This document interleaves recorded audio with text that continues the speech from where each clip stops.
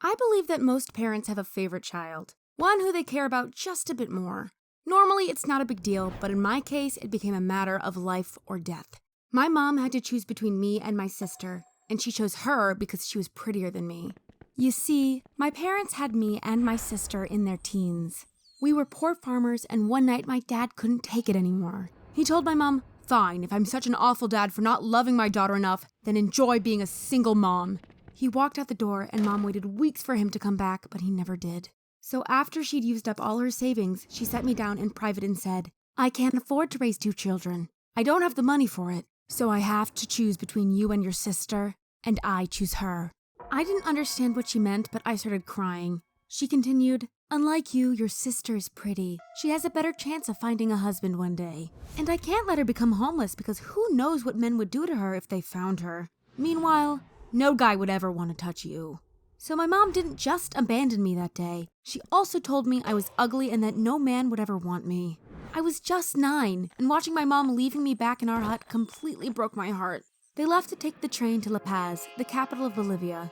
Now, this all happened more than 30 years ago. Back then, Bolivia was even poorer than it is today. Famine was widespread, and many kids suffered from malnourishment. I think it's a wonder that I'm still alive. Heck, my mom must have thought I would die of starvation when she left me behind. It was a death sentence. But I wasn't mad at my mom. Instead, I blamed myself for being born so ugly that not even my parents cared about me. I wanted to die, I really did. But after a while, my hunger made me leave the hut in the end in search of food. We lived near the Bolivian rainforest, so it was hot outside, and after walking down small trails for more than a day, I got so dehydrated I couldn't walk straight anymore. Only when it started raining, I could catch some water in a leaf and drink. Otherwise, I would have died. I kept walking for days until I reached a farm. A couple lived there with 2 daughters. They let me stay on the condition that I would take over the farm work of one of their daughters so she could go to school. I accepted the offer because otherwise I would have starved to death. But soon, there was a problem. The parents could only afford to send one daughter to school, and that made the other daughter quite envious. She told me, "It's not fair. I'm the older daughter, and I should be going to school. My parents only chose her because she's smarter than me. I'll be stuck on this farm for the rest of my life while she will get a job in the city, make lots of money, and start her own family. I hate her." That all sounded too familiar to me, but I had my own problems. I had to work hard from morning to sunset, and I was bitter at my own mom. I wondered how she could have chosen my sister over me just because she was better looking. It was so unfair. I dreamed a lot about going to the big city myself and finding a good job so I could provide for my parents and sister. That way, I thought I could show my mom that she had made a mistake, that she should have chosen me instead of my sister. That's why I woke up every morning an hour before my farm work started and went through the other girls' school books. I tried to learn as much as I could in hope that one day I could find a better job. But the girl who wasn't allowed to go to school had enough after 3 years. She told me, "You have to leave." "Leave? Why? And where shall I go?" "I don't care, but either you go or I'll make you go." She was threatening me, but I didn't know what to expect. When I woke up the next morning, I went to study with the girls' school books again, but noticed that someone had poured water over all of the notes and made them unreadable. I panicked because I knew the parents would blame me for it. So I woke up the mean girl and said, "I know you did this. You think your parents will throw me out because I spilled water over your sister's notes?" "Look," she responded, and pulled a few banknotes from under her pillow. "I stole this from my parents' savings pot. It's enough money for you to get to La Paz and have food for a few weeks. Move into an orphanage or something. This is my family, so F off." I thought about it for a moment. La Paz was the capital of Bolivia, and I knew that's where my mom and sister went. Finally, I took the money because I wasn't sure if I'd ever get another chance to leave that dump. When I arrived in the capital, I was intimidated by all the big buildings. I was a farm girl, after all. I somehow figured out the address of a children's home, but when I got there, I saw 2 tattooed guys aged around 16 at the entry who looked like thugs. I got so scared that I went into a nearby hotel instead. I asked the receptionist if she knew a cheap place I could stay at safely and long-term. I told her about the 2 scary-looking guys at the entry of the orphanage and how I was worried that they might hurt me.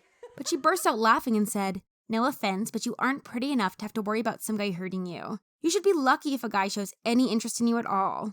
Honestly, I don't understand why so many people think it's okay to be mean to ugly people like me. I have the same feelings as anyone else. Anyway, I ended up having no choice but to go to the orphanage home. And there, I learned an important lesson. If you are ugly, you are basically invisible to other people. I'm not saying that's a good thing, but many of the kids there came from violent backgrounds. So I was glad to be ignored by them. Oh, and back then we had no smartphones. All I could do to fight boredom was study and read books. That's how I quickly caught up to other kids' education levels, even though I've never been to school. And I realized that to get a job, all I needed was to be really good at one thing, and I chose English. That's how I got a job as a tourist guide. And even though my salary was only $10 a month, I was business savvy and offered the tourists I met private cooking classes with traditional Bolivian foods, and that got me a good extra income on top of my salary. I was able to rent my own small room before I had even turned 20. Suddenly, I felt the urge to find my mom and show her what I had accomplished, and that she had made a mistake by choosing my sister. Sure, I still resented her for abandoning me, but I also wondered if she felt bad about it. Well, La Paz is a big city, and it took me many months to find them. I finally did it by calling universities, asking if my sister was studying there. When I found her, I waited in front of the entry for her to go home and follow her. To my surprise, she and Mom lived in a middle-class apartment building, one that was much better than mine. How could they afford this place? I was incredibly nervous, but went inside and knocked on their door. My mom opened and was shocked to see me, but not nearly as shocked as I was, because right behind her stood Dad. They didn't seem excited to see me. They didn't even greet me. So I started with, "I'm sorry if I'm disturbing you. I just wanted to say hi." My dad rolled his eyes while Mom looked away. I could tell she felt ashamed. "It's okay if you don't want to talk to me," I said. "But can I at least shortly see my sister? I haven't seen her in over a decade." "She isn't here, and it's better if you just go away." He closed the door, and 1,000 questions ran through my head. Had my dad abandoned us back then because of me? Was I too ugly? Is that why my mom left me behind, so she could move back in with my dad who didn't want me? It hurt to be rejected by my own parents for a second time.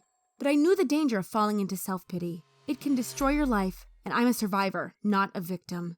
Sometimes I cry, but the next morning I wipe my tears and move on. I'm almost 40 now, and it's been decades since I've seen my old family, but I've built a new one. Some people would say my husband is just as ugly as me, but who cares? We love each other. We trust each other. Some people may look ugly on the outside, but the inside matters so much more. Hey, if you enjoyed watching our animation, please hit the like button and don't forget to subscribe. Until next time!